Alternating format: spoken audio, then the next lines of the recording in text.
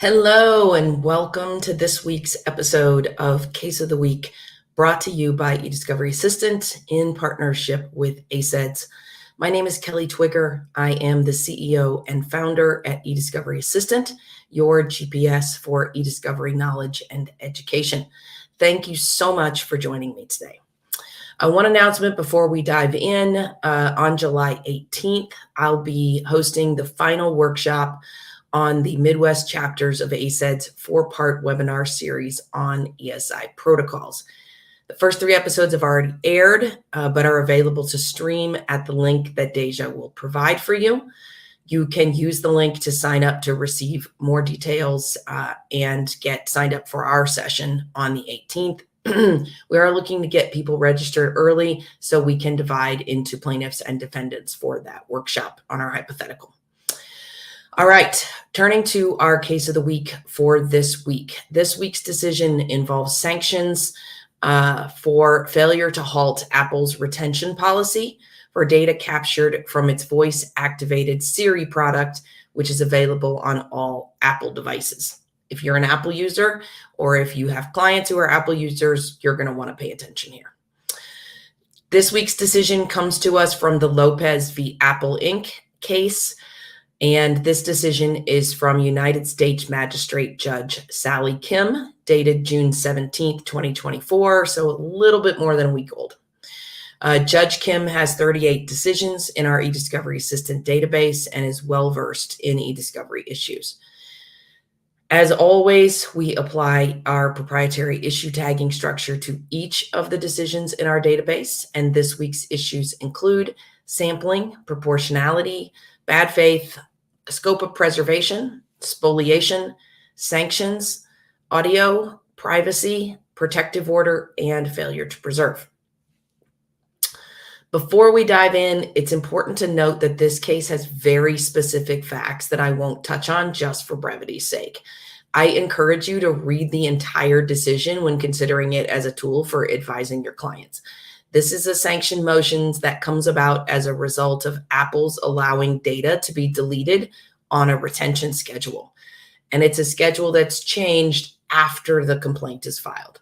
There are a number of nuances in the way that data is retained here, and it's always, and as always in these decisions, it's difficult to know how much detail was presented to the court versus what is adopted in its decision. And we'll discuss more ways about how this decision needs to be considered in our takeaways. All right, let's dive into the facts. We are before the court on plaintiff's motion for sanctions. The underlying case here involves claims that Apple violated plaintiff's privacy and misused their data when plaintiffs activated Apple's Siri in a false accept or false trigger that then led to a recording. If you have an iPhone, you've likely encountered this issue where Siri just starts recording data when you didn't activate it. A false accept or a false trigger happens when an Apple device records a user's speech without the user having said, "Hey Siri." Now, plaintiffs also allege that Apple disclosed the recordings to third-party contractors to, quote, improve the functionality, close quote, again, without users' consent.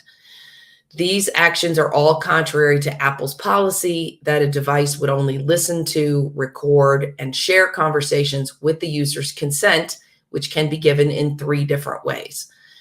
By uttering an activation command, like "Hey Siri," by manually pressing the button on the device, and if you have the Apple Watch, by raising the Apple Watch to one's mouth and beginning to talk.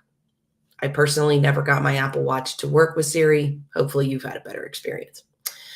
The complaint alleges violations of the Federal Wiretap Act and the California Penal Code. Now, the timeline of the matter relatives to Apple's retention policy for Siri data is really important. And as always, it's one of the themes that we discuss here on the case of the week.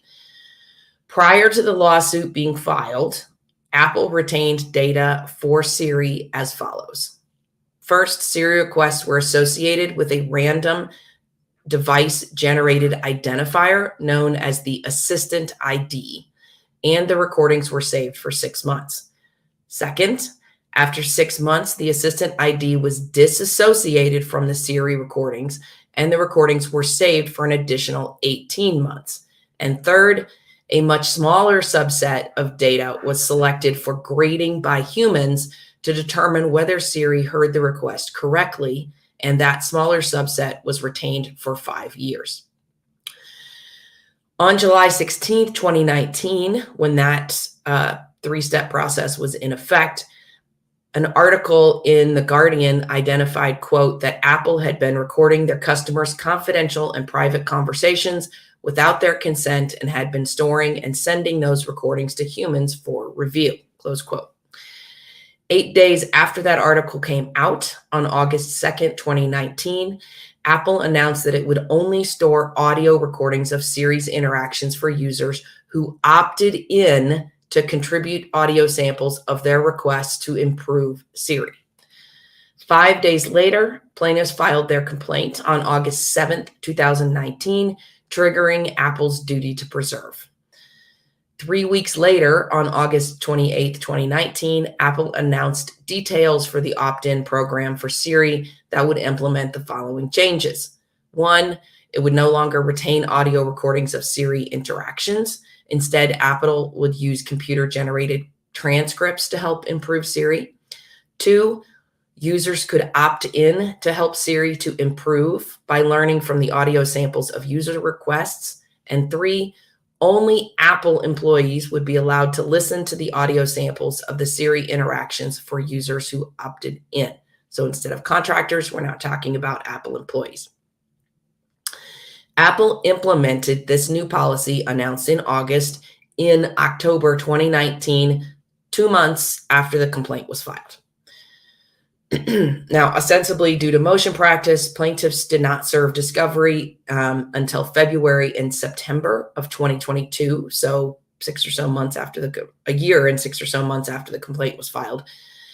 And in those discovery requests, they sought data related to audio recordings and transcripts from false accepts that Apple stored on its servers. Now, to come up with a plan for producing this data, the parties met and conferred more than 15 times to try and come up with a sampling proposal given the alleged volume of the data. A year later, a year after those discovery requests were served, in November 2023, Apple, quote, alluded to the fact, close quote, that it had not retained the Siri recordings. This is the first red flag of potential spoliation. Keep in mind that this entire time, Apple has been negotiating with the plaintiffs about a sampling protocol for Siri data that it turns out did not exist. On January 12th, so a couple of months later, 2024, Apple filed a protective order, quote, seeking relief from the burden of retaining all Siri recordings and associated data for all Siri recordings made worldwide, close quote. So timing-wise, we've got a year and more than 6 months later, Apple finally making a motion for a protective order for the scope of all the Siri data because they claim it is so voluminous. In its motion papers on the protective order, Apple made assurances to the court that plaintiffs would not be prejudiced by Apple deleting data in accordance with its retention policy because Apple offered to provide plaintiffs with a sample of Siri requests, including over several hundred thousands of Siri requests and over 100 hours of Siri audio recordings, close quote. 2 weeks later, on January 26th, the plaintiffs informed the court that Apple had destroyed millions of class members' data by not suspending its auto deletion policies when this litigation commenced, and noted that Apple's deletion of this data would be the subject of a later joint letter discovery brief. A month later, before the motion for sanctions was filed, the court granted Apple's request for a protective order, relying on Apple's representation, quote, that plaintiff's proposal would require the production of hundreds of millions or billions of Siri requests, close quote. All of these facts lead to the conclusion that 2.5 years after the complaint was filed in this case, Apple only maintained a small subset of data from Siri users, the data that was disclosed to reviewers in its grading process. Now, the decision here specifically redacts the numerical value that's placed on whether it was a percentage or a volume of requests that were actually sent to grade for grading. That limited data set precluded plaintiffs from being able to leverage the data that previously existed to prove the allegations in the complaint. With that factual basis, we're now before the court on whether or not Apple's deletion of its Siri data is sanctionable. Now, the analysis for this week's case really dovetails perfectly with our discussion from last week that looked carefully at the difference between subsections E1 and E2 of Federal Rule Civil Procedure 37, which deals with sanctions for failure to preserve. The court begins here with the prerequisites for sanctions under Rule 37, whether that data should have been preserved, whether Apple took reasonable steps to preserve it, and whether it could be replaced. And as you've seen from the facts, the court deals rather swiftly with those issues, finding that the data was relevant, Apple did have a duty to preserve it, and it could not be replaced. Importantly, though, in that conversation, the court notes that Apple should have asked the court whether it was required to retain the Siri data at the outset of the case instead of making the determination to delete data on its own. That's an important takeaway for your clients. The court also cited to previous decisions sanctioning Apple for failure to preserve data and stated that, quote, Apple is well aware from previous orders in cases in this district that it had an obligation to suspend its auto deletion policy under its retention policy for relevant evidence, which is a broad standard, close quote. The court then turned to prejudice required under Rule 37E1 for sanctions. And the court found that Apple had prejudiced plaintiffs by, quote, deleting the overwhelming majority of the data and by saving limited fields with respect to the recordings it did save. Apple has precluded plaintiffs from any opportunity to sort through the data on their own or to draw valuable conclusions from the data that was saved, close quote. The court then turned to the intent standard under Rule 37E2 and found that whether Apple intentionally deleted the data was a close call and that call should be submitted to a jury to determine whether or not they can come up with a finding of intent. In making that call, the court acknowledged that, quote, a passive failure to halt automatic deletion without more often does not rise to a reasonable inference of intent, close quote. On the other hand, with regard to the intent issue, the court states, one, that Apple changed its retention policy to substantially narrow the preservation of ESI and did not start implementing those changes until Apple was served with the complaint. Two, Apple had been previously sanctioned for its failure to place a litigation hold in those decisions that I mentioned earlier, cited from the Northern District of California. The court also pointed to Apple's misleading of the court regarding the volume of Siri data it had retained and the sufficiency of the sampling that it had proposed, basically calling Apple to the mat on, hey, here's what you told the court, and it turns out it's not true. Having left the intent question for the jury, the court then turned to the sanctions to be levied under Rule 37E1, and they are pretty harsh. So even without a finding of intent, we're dealing with some very harsh sanctions. And I'm going to give you the quote from the court here on what and how they sanctioned Apple.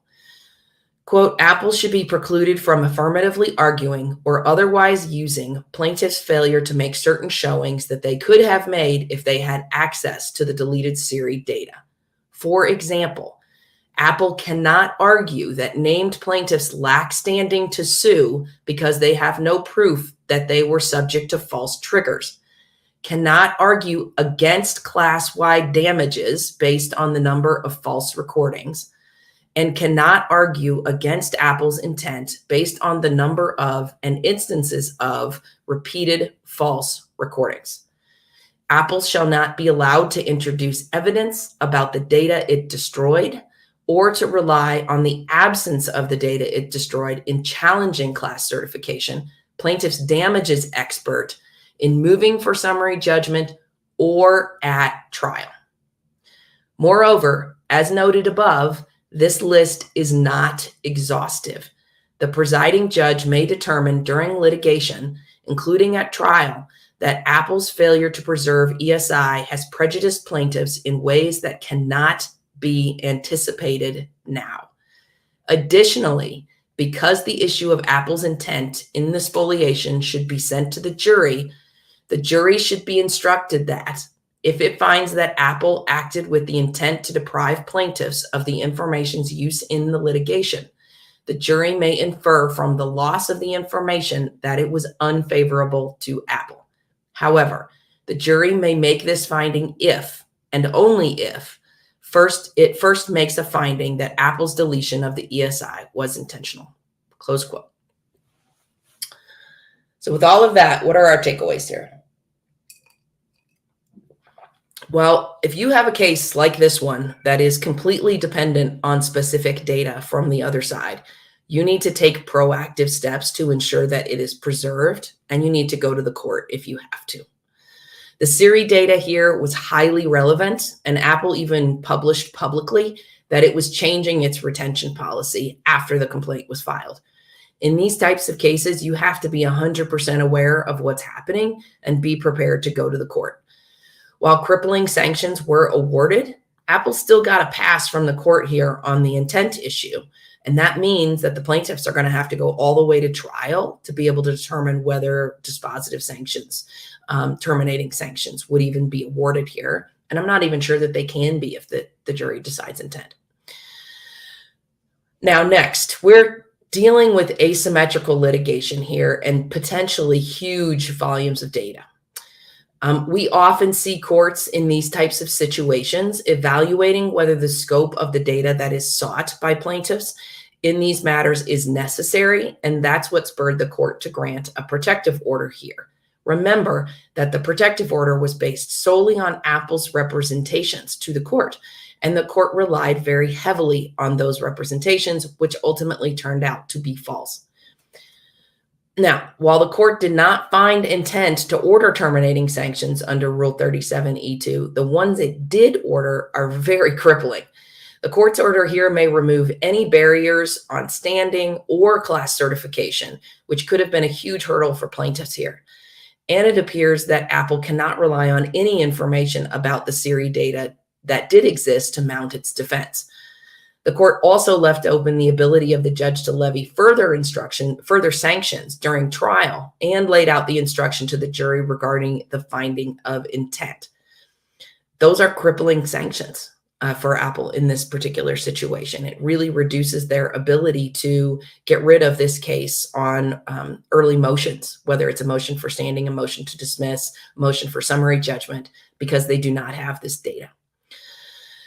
I agree with the court here that the intent is a very close call, and I'm basing that agreement on the, vast number of decisions that I read on Rule 37 sanctions for failure to preserve every year. Loss of data by good faith operation of systems, that was the original exception in Rule 37 before the Rule 2015 amendments. And I think the question here is whether this was, in fact, a good faith operation of the systems. What is not articulated in this decision, and what I have a question about, is how the jury will come by enough facts to make this determination. So we'll have to see how that plays out if the parties get that far in litigation. But by pushing it to the jury instead of holding an extensive evidentiary hearing, the judge effectively grants Apple a reprieve until trial, allowing them to string out the case and force the plaintiffs to incur costs of taking the case to trial to get an answer on the intent question. It will really be interesting to see whether this case becomes another example of what we call discovery on discovery, as plaintiffs try to ferret out whether Apple intentionally crafted the revised retention and losses to preclude providing data here. This is an important decision to review with your clients when talking about putting retention in place and how to handle that retention when the duty to preserve arises. You need a relationship with your client that allows you to go directly to the source of the data and find out what the options and potential cost estimates are to preserve data, and present that to the court with constructive options for how to proceed. It has been 18 years since the Federal Rules of Civil Procedure were amended to provide for the duty to preserve, and we are still dealing with the most basic preservation questions in eDiscovery. This is one you can work with your clients on to prevent if you want to. That's our case of the week for this week. Thanks for joining me. We'll be back again next week with another decision from our eDiscovery Assistant database. Have a great week.